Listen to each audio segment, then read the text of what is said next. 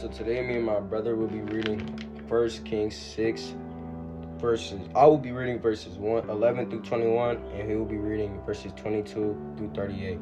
And so he says, "And the word of the Lord came to Solomon, saying, concerning this house which thou art in building, if thou wilt walk in my statutes and execute my judgments and keep all my commandments to walk in them, then will I perform my word with thee, which I spake unto David thy father, and and I will dwell among the children of Israel, and will not forsake my people Israel." So Solomon built the house and finished it, and he built the walls of the house within, which boards of cedar, both the floor of the house and the walls of the ceiling.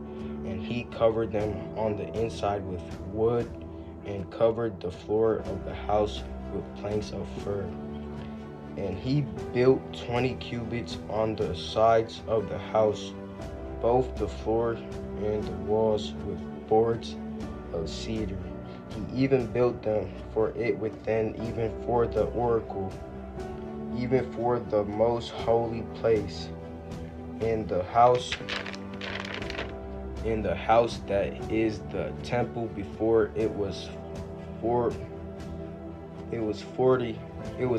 cubits. It was 40 cubits long. And the cedar of the house within was carved with knops and open flowers. All was cedar. There was no stone seen. And the oracle he prepared in the house within, to set there the ark of the covenant of the Lord. And the oracle in the forepart was 20 cubits in length, and 20 cubits in the height thereof, and he overlaid it with pure gold, and so covered the altar which was of cedar. So Solomon overlaid the house within with pure gold, and he made a partition by the chains of gold before the oracle, and he overlaid it with gold." So with this understanding, you will see very soon. Alright, so today we're going to be reading 1 Kings 22 through 38, and it reads, "And the whole house he overlaid with gold until he had finished all the house. Also the whole altar that was by the orcus he overlaid with gold. And within the orcus he made two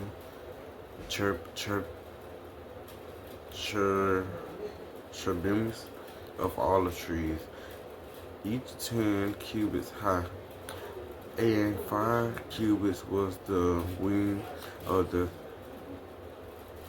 cherubs, and 5 cubits the other wings of the cherubs from the uttermost parts of the one wing unto the uttermost.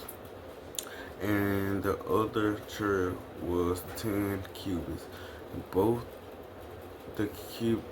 the cherubs were one of measures and one size. The height of the one cherub was 10 cubits, and so was it of the other cherubs. And he set their cherubims within the inner house, and he scratched forth the wing of the cherubims, so that the wings of the one touched the one wall, and the wings of the other cherubs touched the other wall, and their wings touched one another in the midst of the house. And he overlaid the cherubims with gold, and the curves all the walls of the house round about. Their curves figures of cherubims and palm trees and open flowers within and without. And the floor of the house he overlaid with gold within and without. And for the entering of the orchards, he made doors of olive trees. The linen inside posted were a fifth part of the wall. The two doors also were of olive trees. He carved upon them carving and cherubims and palm trees and open flowers, and overlaid them with gold. He spread gold upon the cherubims and upon the palm trees. Also made he for the doors of the temple posts of olive trees and the fourth part of the wall. And the two doors were offering trees. The two leaves of the one door was folding, and the two leaves of the other doors was folding, and he carved thereon cherubims and palm trees and open flowers, and covered them with gold. Filled up the cards work, and he built the inner court with 3 rows and of herd stones and rows of crowded beams. In the fourth year was the foundation of the house of the Lord laid in the mouth Ziph. In the 11th year, in the month Bil, which is the 8th month, was the house finished throughout all the parts therefore, and according to all fashion of it.